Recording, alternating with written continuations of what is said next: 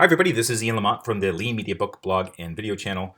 Today I'll be talking about chargebacks on Shopify and how to deal with them. If this video helps you, please take a moment to like it and follow me on YouTube or go to leanmedia.org. Without further ado, let's get started with chargebacks. And sometimes when you're running a Shopify business, you'll get a notification from Shopify that a customer is issued a chargeback or declared a chargeback via its bank. Basically, they're saying that they think that there's a problem with the charge. Maybe you charged too much. Maybe it was fraudulent, whatever. And the bank basically claws back the money that's been paid to you and also tacks on a fee. And this is obviously a bad thing for several reasons. I covered this in another video, but this is how to deal with chargebacks. So the first thing to do when you receive a notification like this is to check the order and check the details of the order to see if there's something wrong that might explain why a customer wanted a chargeback for it. So in this particular case, the first thing that I did for this customer is I checked to see if they'd been delivered a product, and they had. You can click on this link. It'll go to the U.S. Postal Service website and show the tracking for the project, show that it was delivered. Maybe it might show that there's a problem. It wasn't delivered. Maybe it's actually on the way back to you because there was a bad address or something like that. Regardless, you want to check that part of it out too. The next thing that you want to do is you actually want to contact the customer, assuming that it looks like it's a mistake the customer made, and ask them what happened. Maybe they've actually sent you an email about this saying, hey, I ordered this thing and I didn't get it. So you need to check your communications to see if you didn't get a message. Maybe their message ended up in your spam folder. If they haven't communicated about that, this is when I reach out to my customers asking what's going on here. So I have a draft message. I've used this message several times, and it's been successful in helping me fight the chargeback. And basically, in the subject line, I say, why did you file a chargeback for order number, blah, blah, blah. I explain the details, the order number, product name, confirmation number, the date. I make it clear that, we assume that this is an error and we would appreciate it if you could withdraw it. Everything I'm saying here is true. We are a small family-owned business, and chargebacks are a problem for us, especially if we send them an expensive product and then we don't get paid for it. So this is the message that I send to the people who say that there's a problem with the order. Sometimes they respond and say, oh, my mistake. I'm sorry. I didn't realize it was that product. Sometimes they never respond. And in fact, when I sent the message to this particular person, they never responded to me about that.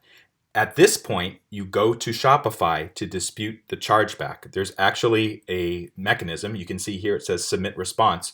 Shopify says that if you choose not to respond, we'll send evidence to the customer's bank on your behalf on that date.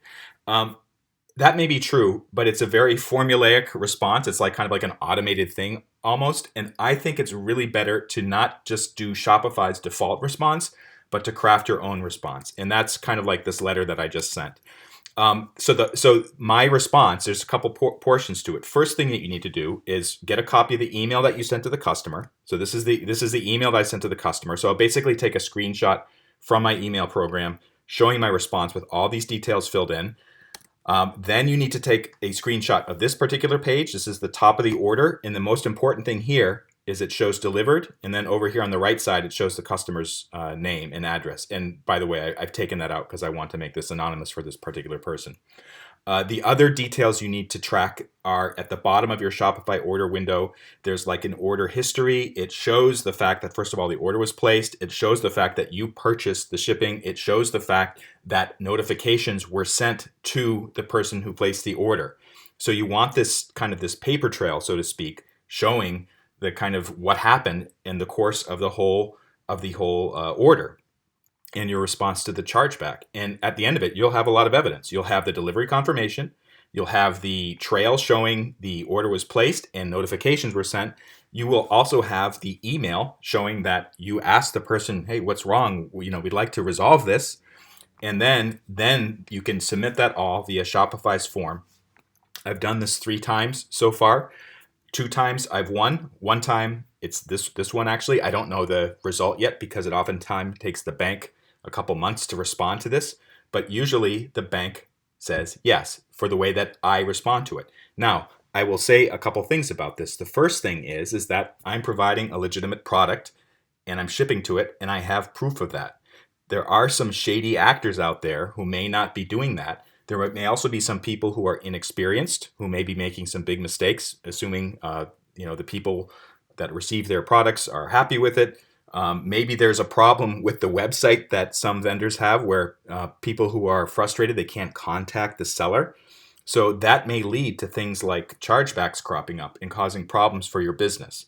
But if you're running a legitimate business, you're providing a product or service, and probably the customer made a mistake when they were reviewing their charges. They didn't recognize the charge. They didn't remember that they'd ordered this thing. Maybe they sent it to somebody else as a gift. That's when you can step in, gather the evidence, and submit it via Shopify's system to dispute the chargeback with the bank. For more information on how to get the most out of Shopify, Amazon Seller Central, Amazon Advertising, all these other programs used for e-commerce, please go to leemedia.org and check out video at the top here or blog. Lots of resources for all kinds of sellers. Also, if this video helped you, please like it. You can follow me on YouTube. I release 1 or 2 videos every week on these types of topics, and I hope to help other sellers realize their business goals when they're setting up an e-commerce business. This is Ian Lamont signing off. Thank you so much for watching.